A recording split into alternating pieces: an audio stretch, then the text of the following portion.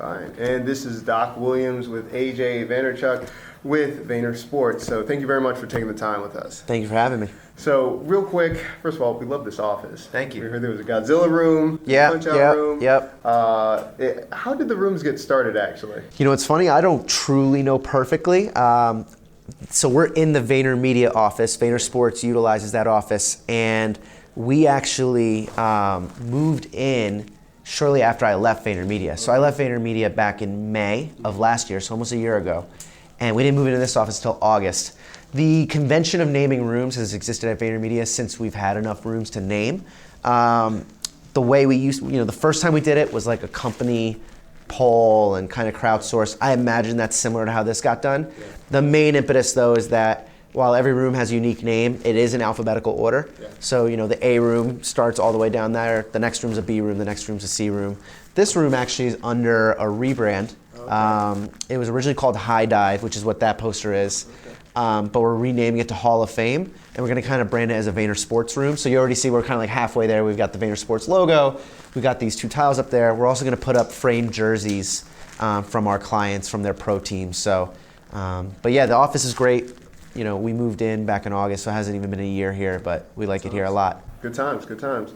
So let's start at the beginning with Vayner Sports. So what was that exact moment, either a dinner conversation or how did it all get started? So there's two kind of just concrete moments that work together.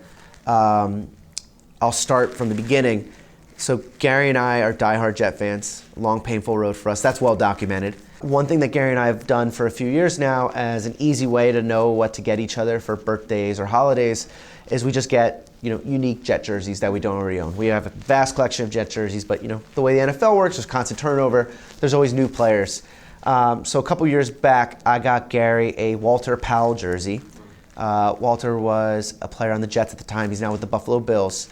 By the time he was a Jet, Gary wore that jersey to one of the games 2 years ago and posted the photo on Twitter and actually tagged Walt, saying, "Hey Walt, I'm so sorry." No worries. And tagged Walt. And so our business partners, Mook and Brian, who represented Walt, saw this tweet, saw Gary's tweet, clicked on it, was first kind of the mindset of like, wow, somebody has a Walt Powell jersey, because Walt was very new to the league, was not a high draft choice. He was drafted in the 6th round. And then they took a noticing to how big Gary's following was. Mm-hmm. And so they actually reached out and tweeted back to Gary saying, "Hey, nice jersey. We represent Walt. Would you ever want to chat?" And that was kind of the initial way we actually got together with our business partners.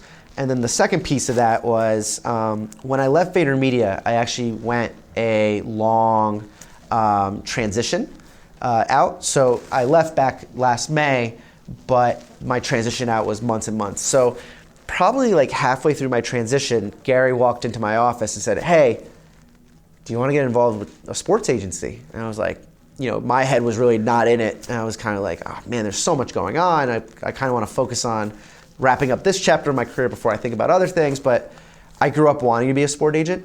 And so I said, you know what, let's take the meeting. So those two things, Gary posting the photo from a gift that I got him, and the timing of me having already decided I was going to leave VaynerMedia led to an opportunity to actually commit myself to something like Vayner Sports. That's awesome. So in the short of it, you're responsible for all this success.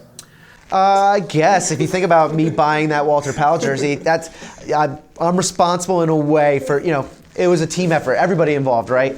Yeah. Me getting Gary the gift, Gary having the following that he does, Mook and Brian seeing that Gary mentioned Walt, so team effort. Awesome. Yeah. So when you're thinking about that, and you're creating a very unique brand, Vayner Sports, it's not like other sports agencies. What were you filling the need for that just wasn't in the industry already? I think, one, the way Gary and I look at business, I think we've been fortunate enough to always come in with fresh eyes. So a really good example is VaynerMedia. Gary and I started an advertising agency with 0 days of experience working in advertising. And I think that actually served us well. Yes, there was mistakes that we made along the way, but I think not having preconceived notions for how things should be done served us well. And I think the same thing with a sports agency. We have partners that are veterans of the space, but Gary and I like that we come with fresh eyes. I think a big part of it, it's fairly uncommon for a sports agency to be quote unquote full service. Most of the sports agencies, you have either the agent side, the contract advisor, who handles the contract with the teams, or you have marketing agents. And we do both. You know, Mook and Brian are certified agents. Gary and I, along with Justin Giangrande, who's with us, who recently joined us a few months ago, bring a marketing prowess. And I think that combination of having one company that is responsible for your success both on and off the field, I think is fairly unique. There's some people that are doing it, but I think just given our backgrounds, we're putting a unique spin on it. So when an athlete gets signed up, how do you reach out to them? Are you kind of scouting for them, or are they reaching out to you? What It's both. It's both. It's definitely a two-way street. We get quite a bit of inquiries, which is great. Yeah. But I think the biggest way we find the players that we work with is through talking to actual NFL teams. Specifically when talking about collegiate players that have aspirations to get into the league. What we do is we ask teams, you know, about a list of players that we can find a way to, whether it's based on geography. You know, there's a lot of great schools in the Northeast. So, you know, by having a Temple or a Boston College or things like that locally, that's an easy access point for us. And what's really important to us is, you know, we obviously first and foremost want to work with a great person, but at the end of the day, their success in a lot of ways relies on their ability to play in the league. So we reach out to teams and we ask them, hey, you know, this is somebody that we can have a conversation with. Do you think they have a future in the NFL? And if they say yes, that's how we kind of move forward and have that conversation. Okay. When you talk to them personally, like one-on-one, what are some of the nuances like that you pick up, or it's like they've got it? You know, that's who we. Yeah, I think the biggest thing that has given me that gut feeling that somebody has it is somebody who's willing to buck convention. You know, when it comes to a guy like Jalen or John, who are two of our guys in this upcoming class that we expect to get drafted, they unlike a lot of others, were willing to look past convention. When you think about Vayner Sports being a new entity, there's a lot of other agencies that have a track record that is deeper and longer than ours in the world of sports. And there are a lot of kids and a lot of families that go with track record, go with what's on paper. And I think if a kid is willing to look past the convention or the track record and really make a bet on us being an upstart and something new and something fresh and something unique, if they're open-minded to what we're saying, that's when I'm like, all right, they actually get it. We had many, you know, in full transparency, we had a ton of conversations with kids that couldn't get past the fact that our client roster was only a handful of players. You know, they wanted to go to an agency that had 50 clients in the league and this long track record of first-round picks and second contracts, and we're not that shop yet. Mm-hmm. Now, you were mentioning two of your players, and yes. We're looking at the tiles. So yeah. Could you tell me a little bit about that? Yeah, this is a fun little thing. I'm a big believer in just the concept of storytelling. And so one of my favorite stories I ever heard in sports when it relates to recruiting is a story, and I don't even know if this story is true. I think it is in basketball with Pat Riley. There's a story that when Pat Riley recruits big-time free agents, you know, when he recruited a LeBron James successfully, or when he failed to recruit a Kevin Durant, that he starts the meeting by showing up late and then dropping his rings on the table, right? You've heard the same story? Yeah. So that's a story that always resonated with me because that's just such a great kind of like powerful, like straight to the point and just having that audacity and that confidence. So something that I came up with shortly before we wrapped up our recruiting process that Jalen and John both participated in is I'm a big believer that when you pick Vayner Sports, you're picking a partner in this business, not just an agent. And our main goal is that no matter how good you are, there's always going to be, you can look at, you know, the number one pick, the consensus number one pick in this upcoming draft, there are still question marks on him, right? There are still thoughts, and I don't want to say his name or speak to him because he's not my client. That wouldn't be fair to him or his agent. But whether it's the first pick overall, the second pick overall, the third pick overall, when you think of the 5 best prospects of this upcoming draft, there are question marks on all of them. My thought process is we want to work with these kids to help them break barriers and prove critics wrong. So that tile actually includes where we took, there's 3 quotes or 3 bullets on each tile. We provided 2 of them, and they don't even know before they come and sign with us. We say, hey, these are 2 things. These are mostly either public perception of the player or actual verbatim feedback we got from NFL scouts about that player's areas of improvement. We then present that to them, and then we tell them, hey, add a third of your own, either a hurdle you need to break or something that you need to break. We have them write it, and then we actually provide them with goggles, because the last thing we need is for a piece of tile to catch somebody in the eye. A little hammer, and we tell them to break that tile. And kind of the metaphor is breaking the barriers, breaking the boundaries, and jumping those hurdles together. That's awesome. So we're keeping these tiles, and then the plan is to actually give that back to them after their hopeful 10, 12, 15-year career in the NFL. That's awesome. I love Appreciate it. Thank you. And so walk me through it. When they're doing that, when you explain that to them, how powerful is that when they... Well, the funny thing is Jalen was the first person to do it, and I was sitting there holding my breath hoping that he didn't think it was corny or something, right? I wanted him to feel that it was as impactful as we originally thought it was. So the first time we did it, I was kind of holding my breath and kind of looking for that approval, and he thought it was really cool, and his mom was there as well, and she thought it was meaningful, and so and then when John did it, I had already a feel that it was probably something that was kind of cool and catching on and smart, and it's just kind of a powerful moment. It's fun to present them with that, especially for these guys, because there's not a track record of this existing. I think maybe in future years people will be aware that this exists. But it was just kind of cool for them to kind of embrace it, see that moment, and then strike it. Awesome. Now, walk me through, okay, so when you're recruiting, do you go to their house kind of with the signing? Do they come in to the office, or it kind of just depends on the circumstances? On recruiting? Yeah. Almost all of our recruiting is going to them. When we sign somebody, when they tell us they want to join with us, we fly them to New York. Okay. So both Jalen and John came to New York. But as far as the recruiting trail, a lot of it is either in the summer before training camp, going to their hometown and spending time with them, either like at a local restaurant or their apartment or their house or wherever they really say. And then during the year, it's either on campus or shortly after a game, or the night before a game. So at the team hotel if it's a road game. So if you're there about to have dinner or something, what was one of the moments with one of the players like, it was just a small nuance like, oh yeah, we got him, that's... I'm in full transparency, I'm the type to not count my chickens until they hatch. I don't think anything's a done deal until it's pen to paper. So just the way I'm wired, I've never thought that. And in this business, it's even more reinforced because I definitely had I really think we've got a good shot here, and we didn't get the kid. It's a very competitive industry. It's highly subjective. It's highly personalized, and it's fickle. So I'm never comfortable. I'm never that confident. I'm confident in what we have to offer, but I'm never going to count my chickens until they hatch, kind of thing. That makes sense.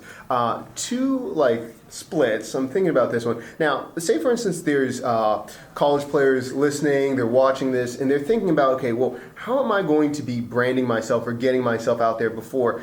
Can you think of one or two things that you just see over and over again? They're just doing something wrong, and you're like, oh, it's so close, you just got to do this. I think one thing, and I hate to be like the old person with the Debbie Downer attitude, I think one thing that needs to be really realized by any kid in school that has aspirations to go pro in any sport is everything you tweet and post to Instagram is seen and it's recorded forever. Even if you delete it, somebody's going to take a screenshot and post it on some blog. So, and these teams care about that stuff, and I care about that stuff. When I'm we really want to work with smart kids that think about life beyond just the football field.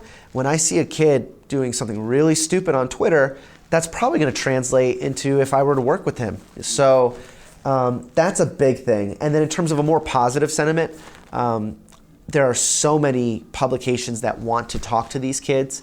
And yes, the colleges kind of get in the way. I think kids sometimes rely on the college to kind of facilitate those interviews or those opportunities. But, I would do stuff on my own. Be entrepreneurial and independent. Do your own research. Make sure that somebody's reputable and do interviews, because that's going to help build awareness around your name, and that's a benefit. That makes sense. Now let's move on to them now signing, and you mentioned how a lot of times it's just the agency, the contract, and then the marketing right here. So think about the lifespan. You were talking about 10 to 15 years being in the NFL. Where do you see Vayner Sports creating the narrative, that story throughout the years? Do you have a model, or it's kind of based on their personality, their aspirations? Yeah, it's very customized. I think the biggest thing that we're selling and plan on actually delivering on is kind of the network that we provide. You know, Gary and I have our hands in a lot of different things. We're not just sports agents and sports agents only. So I think depending on somebody's interest in terms of industries, we can open up a lot of doors, and I think it's gonna be on the kid to take us up on that offer. But we're fully willing to say, hey, you have an interest in real estate? Well, we have a business partner that's in real estate. Hey, you have an interest in advertising? Well, you know, a good example, we have a client, Ross Sherman, who's in the CFL, a little bit of a different schedule than the NFL schedule. He is from Jersey or lives in Jersey in the off season. He actually interned at VaynerMedia for 3 months. Oh, wow. And I think that's a good example of somebody. It's a good example of us providing an opportunity to grow and learn and bring value outside of football, but it's also a good example of somebody who took us up on it. So you're actually training them to almost be ready for their second phase of life. Yeah. Even when they're... You know, especially in football, you're one injury away from being in the second phase of your life. So it's never too early to think about it. That's really interesting. Wow, that's really interesting. It's unfortunately the truth. Yeah. So focusing on that, let's shift just a little bit. Thank you for your time. Yeah. I'm looking at the clock to make sure. But remember, cut it if you need to. Sure. How are we doing? Let me take 12:18. Okay, we got 10 more minutes or so. So this is a really serious question. Okay. How serious are the four of you in fantasy football before you get into it? Has there been any fights, physical altercations? No, you know, fantasy football, so it's going to be strange to say, there's really not a lot of passion behind fantasy football between the four of us. Gary and I are much more passionate about fantasy baseball, which we've been playing for a long time. I've been playing fantasy baseball for like 17 years, and I'm only 30, but like playing it very seriously. And on the football side, Mook and Brian don't partake. You know, they're certified NFL agents. They don't feel it's appropriate for them to be in fantasy football. All their attention is on our guys. When they're watching football games, they're watching the Bills to see Walt. They're watching the Broncos to see Matt, etc. Now, this is interesting. Being a diehard Jets fan, is it hard or painful? You've got other players now on different teams. Yeah. When they're playing each other, do you just try to mask that? Just turn? Yeah, I'm not going to lie to you. It's hard. The way I look at it, though, is, you know, Walt Powell plays receiver for the Bills. When the Jets play the Bills, I hope Walt scores 5 touchdowns. I hope the Jets end up on the winning side of the, you know, if it's a shootout, fine. Yeah. You know, we don't represent any Jet player on defense, so if the score's 56-49, as long as the Jets finish with 56, I'm pretty good with it. The good thing is all our guys know. Like, we're not hiding anything. Like, Walt knows that, like, when he suits up on Sunday against the Jets, I'm rooting for the Jets. There's no confusion. We're not frauds. Yeah. But I can still. The good thing is I've found a way where I can do both. I can root for Walt on the Bills to score as many touchdowns as possible, but I can still root for my team. That's awesome. Just 2 more questions. Yeah, please. The one that you mentioned, how they were once one play away from injury, right? Yeah. And so how do you approach that with the mindset of a kid that thinks they're invincible coming out? It's hard. Yeah, it's hard. I think you mentioned it. It's a balancing, though, because I don't want to drill into a kid's head that he's going to get hurt, right? Like, so I think it's a little bit more about let's focus on your off seasons and making your off seasons productive. Let's not really focus on the negative of potential injury. And then if, God forbid, one of our guys get hurt, we're going to be there to pick them up and work with them and help them be successful moving forward. So it's a little bit more going to be action-based than word-based. And to kind of put a more positive spin, let's focus on making off seasons productive as opposed to, you know, drilling in this fear that you're one injury away. That's excellent. This is the last question in 2-parter. So VaynerMedia, 5 years from now, you wake up, you're walking into the office. What do you envision it going to be like? True. That's an interesting question because I'm not involved with day-to-day operations with VaynerMedia anymore. No, it's okay. Oh, Vayner Sports. Oh, okay, no problem. By the way, it's an easy. I'll answer both. Yeah. VaynerMedia will be as big as my brother wants it to be because he's still the CEO and running the show. Vayner Sports in 5 years. One thing that's constantly coming our way is a lot of opportunity to branch out into other sports. Right now we're saying no. I'm a big believer in let's make sure this football thing is really great and we're really delivering on our message, and then at that point we can expand into other sports. So I think 5 years is enough time to branch into other sports. You know, we're in football because that's our biggest passion. This is a passion-based business. If I had to guess what my next few sports would be, I think basketball is a real good shot. I'm a diehard Knicks fan. I love basketball. I play basketball twice a week still. I love golf, so golf is a real opportunity, and especially with golf because that's marketing centric. There's no negotiating with teams because there are no teams, so that's strictly a marketing endeavor. You know, I went to the Masters for the first time a couple weeks ago. That was an amazing experience. So if I can go to more golf tournaments, that sounds fun. So yeah, I think in 5 years we'll branch out. In 5 years, I think we'll have a bigger NFL roster with a lot of kids that have grown into successful careers, because the vast majority of our clients are young. So I think in 5 years I'm seeing some of these guys with Pro Bowls and Super Bowls. Our client Matt Paradis has already won a Super Bowl, so we have a Super Bowl champion on the roster, which is awesome. And we'll continue to build the team with great kids that are having successful careers and building out their networks into other industries and setting them up for success. And that other part of it, when a player wakes up 5 years from now and they've been with Vayner Sports for 5 years, what do they have when they wake up 5 years later? I'm hoping gratitude. I think the most important part is it takes two to tango.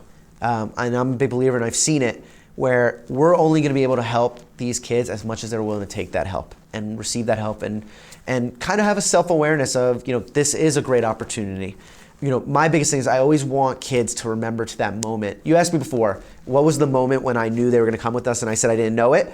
On the flip side, they have to have a moment when they knew they were going to go with Vayner Sports.